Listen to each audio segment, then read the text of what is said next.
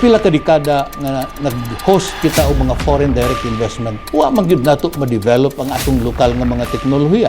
Sa mga nabati nako sa mga diskusyon ug nabasa sa mga post sa internet, ang Pax Silica giingon sa atong mga naas kagamanan nga moabot og $70 billion nga tinuod makapa-excite gyud sa kagamanan apan ang risko kung risk dako kayo labi na pagsakay nato sa strategiya. Higala, kumusta? Ang announcement bahin sa Pax Silica naghimo og lain-laing reaksyon. Naiwa makasabot ug unsa ni naay mi suporta, nao say dili. Sa simpleng eksplanasyon sa kagamanan usa kini kasabutan tali sa mga nasod. Gipangunahan sa Estados Unidos nga mihatag og libuan ka mga trabaho ug mobitbit kuno kanato sa pagpanguna sa uso karon ang artificial intelligence. Apan kadtong nakasinati sa pagpasulod sa kagamanan ug mga langyaw nga kapital, ang gipanghambog nga kasabutan mudala og di maayong eksperyensya. Hinungdan nga sa dili pa ta magselebrar, angay nga atong konsiderahon ang pait nga mga eksperyensya. Ang mga langyaw nga negosyo mubutang og kapital sa Pilipinas, kuhaon ang mga rekursos, human mobiya lamang. Ang mga lokal nga teknolohiya dili ipakat-on sa Pilipinas. Ilang dalhon o mabilin ka nato ang mga low-tech nga mga kahibaw sama sa assembly line ug naara kita sa gi-assemble apan ang teknolohiya nga atong gikinahanglan sa paghimo sa mga produkto wala. Sa mga nabati nako sa mga diskusyon ug nabasa sa mga post sa internet, ang debate nagtuyok sa upat ka signifikante nga mga aspeto. Una, ang Pax Silica kabahin sa agenda sa Estados Unidos. Ilang gamiton kini sa pag-alkontra sa mga nasod nga wa mosunod kanila. Dili kini regalo alang sa mga Pilipino.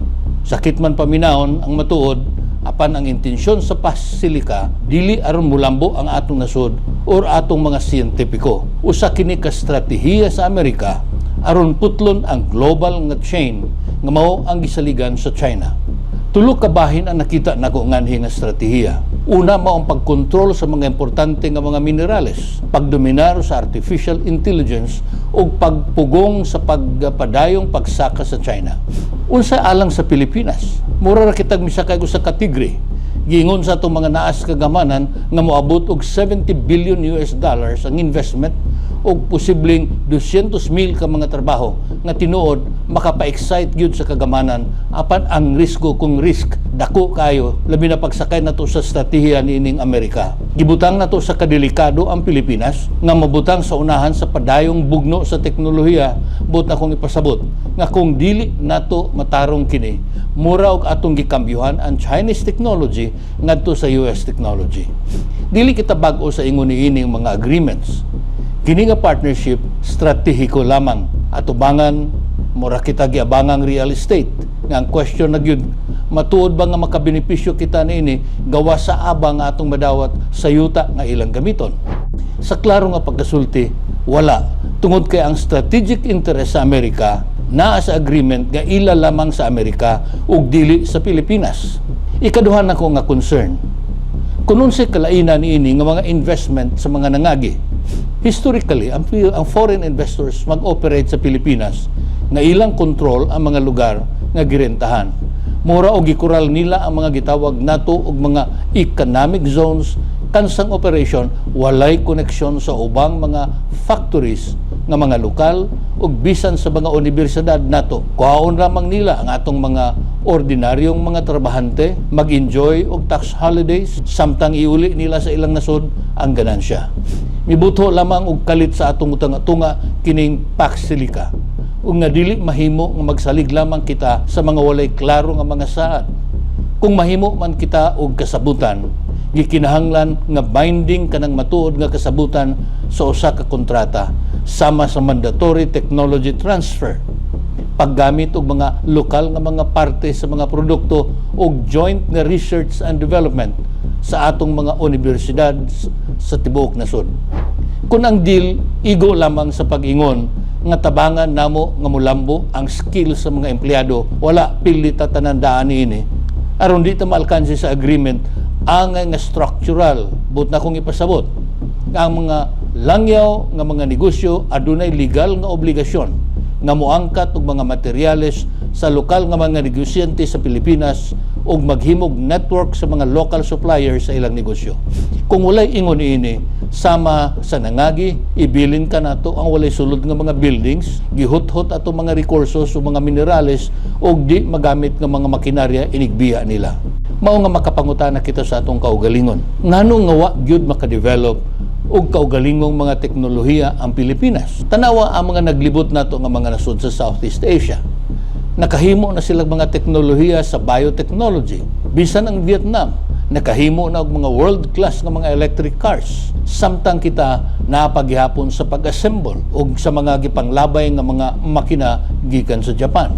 Sa pila ka dekada nga nag-host kita og mga foreign direct investment, wa man gyud nato ma-develop ang atong lokal nga mga teknolohiya.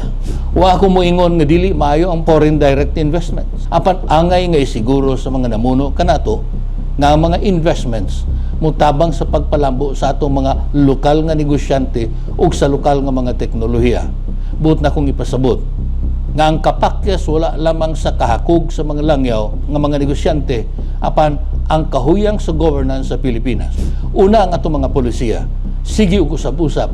Ang usa ka administrasyon mohatag og incentives nga ipahunong rasad sa nagsunod. Naka-discourage kini sa mga matuod gayud og mga tarong nga mga kapitalista. Niya pa, nagpatigbabaw pa kanato ang mentalidad nga magsalig sa importasyon. Tungod kay wala nato pugsa ang mga investors nga tudluan kita sa pag-design, kutubra sa pag-assemble. Samot na ang atong mga research and development. Dili mo lambo, tungod kay ang atong budget sa research and development naara sa 3% sa atong gross domestic product. Aber, unsaon ko na nato pag-develop sa pagpakusog sa ato ang giingon nilang rocket science, kundi nato tagaan og igong pundo sa research ang physics. Samutan pa sa atong edukasyon na misaligned. Minilyon ang atong mga estudyante nga nakagraduate lamang sa mga clerical ug service work, samtang ang kalibutan nabuang nagbukod og mga AI engineers. Hangtod dili nato matarong ang atong balay, magpabili ng mga palisiya sa pag-invest sa STEM ug science, technology, engineering and mathematics, magpabiling hinay ug paghimog mga lig-on nga mga lokal negosyo di kini mahitabo. Kumugamit kita sa kahibaw sa mga migraduar sa mga kurso sulod sa STEM tungod ngadto sa mga langyaw nga kapital, igo lamang mutan-aw kanato nga kuhaanan kita mga baratong labor ug dili gyud partner sa pagdevelop sa teknolohiya. Kung moingon kamo nga dili kayo interesado ang ato mga kabataan sa mga kurso linya sa sciences, technology, engineering ug mathematics, kana tungod kay lisod man sa mga kurso, dili lang ingong lisod pasron, wala sila motibasyon tungod kay walay mga lokal nga mga negosyo nga mo-hire kanila. Ug finally, unsa gyud ang papel sa World Bank ug IMF nga kontrolado sa Estados Unidos ang kalambuan sa Pilipinas? Dili ikalimot nga pila na kadekada nga kuno gitabangan kita sa World Bank ug International Monetary Fund, naa sa mga records nga nag-confirm sa plano sa mga nasod nga apil sa Bretton Woods nga mga nasod nga nagtukod pa sa ilahang mga kalambuan ang mga development assistance nga kontrolado sa Estados Unidos, ilahang gi-discourage ang mga developing nations nga kaniadto gihinganlan nilang third world countries nga naapil ang Pilipinas sa pagdevelop sa basic science ug kaugalingon nga research and development. Sukad 1980s ngadto sa 1990s, nakahinumdum ako kaniadto sa dihang naa pa ako sa development work na ang suportahan sa World Bank, IMF ug ubang mga funding agency bisan ang USAID naharagud sa sustainable agriculture, small farming technologies. Ilang giduso ang gitawag nga structural adjustment program nga gipasunod sa Pilipinas nga kunhuran day ang budget sa edukasyon sa Pilipinas ug adto mag-focus sa export ug raw materials. Karon kining samang institusyon kalit na lamang mao kunoy manguna sa artificial intelligence readiness. Sa giingon ko na dili kini aron moharuhay ang Pilipinas. Tuyo nila ang strategic nila nga agenda kontra sa China. Ngano nga nakaingon ako niini? Tungod kay kalit na lamang nilang giduso sa Amerika ang mga institusyon nga influensyado nila sama sa World Bank nga mopundo o mga proyekto nga mokalot sa mga critical materials o mga resources nga gikinahanglan sa Pax Silica. Nakita ba ninyo nga pila ka dekada adtura sila sa agrikultura tungod kay ang pagmina og mga mineralis dako kuno gasto kung ilahang gastuhan ang proyekto. Karon kalit lang nahimo kitang technology hub nga mga teknolohiya dili ipasa sa Pilipinas. Ang Pax Silica alang kanako usa ka oportunidad apan gamay kayong oportunidad kung ang atong kagamahanan igo ra sa pagtan-aw sa mubo nga benepisyo. Dili kini makatabang kanato kung dili kita mahimong matuod nga partner niini nga development framework.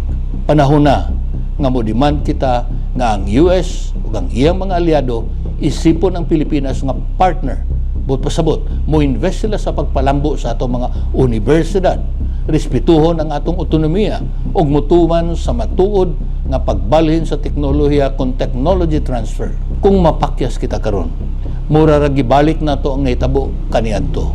Dinhi kuno himoa ang electronic chips. Apan ang kahibalo sa paghimo ug ang ganansya ihat tanan sa lain. Human na tingali ang atong pagpakabutasa mamahimong epekto niini sa katawhan ug sa atong nasod. Panahon na sa matuod ug klarong agreement. Una kita musugot nga magnegosyo sila nganhi. Mao kini ang akong baruganan. Kung nakauyon kamo sa atong gisgutan, palihog sa pag-like, pag-comment ug pag-subscribe. Daghang salamat.